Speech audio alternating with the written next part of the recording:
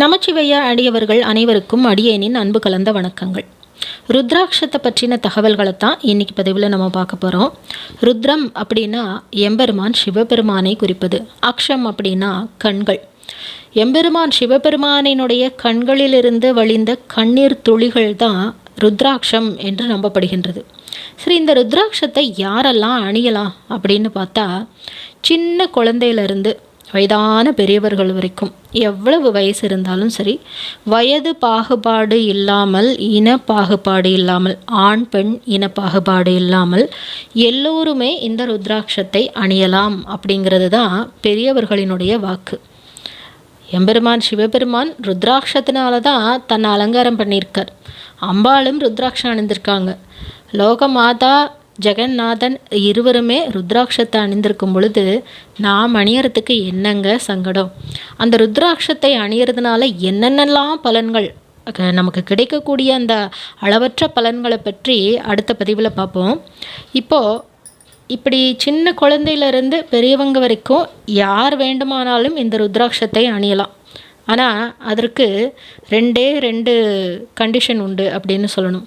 என்ன அப்படின்னா, இந்த ருத்ராட்சத்தை அணிந்திருப்பவர்கள் பொய் சொல்லக்கூடாது, மாமிசம் உண்ணக்கூடாது. இந்த ரெண்டு தாங்க இதற்கு உரிய கண்டிஷன் அப்படின்னு சொல்லலாம். இதை நாம் பின்பற்றினோம் அப்படின்னா நமக்கு அந்த ருத்ராட்சத்தினுடைய பலன்கள் அப்படிங்கிறது கண்டிப்பாக கிடைக்கும். இதற்கு மாறாக நாம் நடந்துக்கிட்டோம் அப்படின்னா அதனுடைய எதிர்வினை பலன்கள் தான் கிடைக்கும் அப்படின்னு தான் பெரியவங்க சொல்லியிருக்காங்க. பட் எதையுமே நாம் ஒரு இதை நம்ம பின்பற்றுகின்றோம் அப்படின்னா முழுமையாக அதை நம்பிக்கையோடு பின்பற்றினோம் அப்படின்னா அதில் நமக்கு பலன்கள் கண்டிப்பாக கிடைக்கும் அப்படிங்கிறதுல எந்த ஒரு மாற்று கருத்தும் கிடையாது. நம்முடைய சாஸ்திரமாக இருக்கட்டும், நம்முடைய வழிபாடாக இருக்கட்டும், இறை வழிபாடாக இருக்கட்டும், எதுவாக இருந்தாலும் சரி, நாம் அதை முழுமையான மனதோடு உண்மையான பக்தியோடு நாம் அதை கடைப்பிடிச்சோம் அப்படின்னா நமக்கு கண்டிப்பாக அதனுடைய பலன்கள் கிடைத்தே தீரும் அப்படிங்கிறதுல எந்த ஒரு மாற்று கருத்தும் வேண்டாம். சின்ன குழந்தையிலேருந்து வயதான பெரியவங்க வரைக்கும் எல்லோருமே அணியலாம் அப்படின்னா இதில் நிறைய பேருக்கு பெண்கள் அணியலாமா அப்படின்னு ஒரு கேள்வி கேட்பாங்க.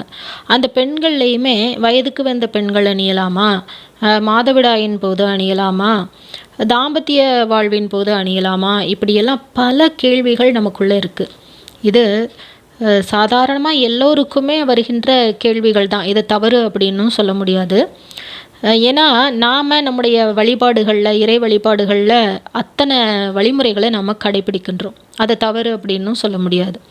ஆனால் இந்த ருத்ராட்சத்தை எல்லோருமே அணியலாம், எந்த நிலையிலும் அணியலாம். நாம் ருத்ராட்சத்தை அணிஞ்சிக்கிட்டோம் அப்படின்னா அது நமக்கு முதல்ல நம்ம அணிஞ்சுக்கிட்டோம் அப்படின்னாலே நமக்கு அந்த நேர்மறை சக்திகள் அப்படிங்கிறத நம்ம கண்கூடாக பார்க்கலாம் அப்படின்னு தான் சொல்லணும். அதனால் யார் வேண்டுமானாலும் அணியலாம். பெண்கள், குழந்தைகள், பெரியவர்கள், ஆண்கள், யாராக இருந்தாலும் அணியலாம். அடுத்த பதிவில் ருத்ராட்சம் அணிந்தால் எவ்வளவு பலன்கள் கிடைக்கும் அப்படிங்கிறத பற்றியும் நம்ம பார்க்கலாம்.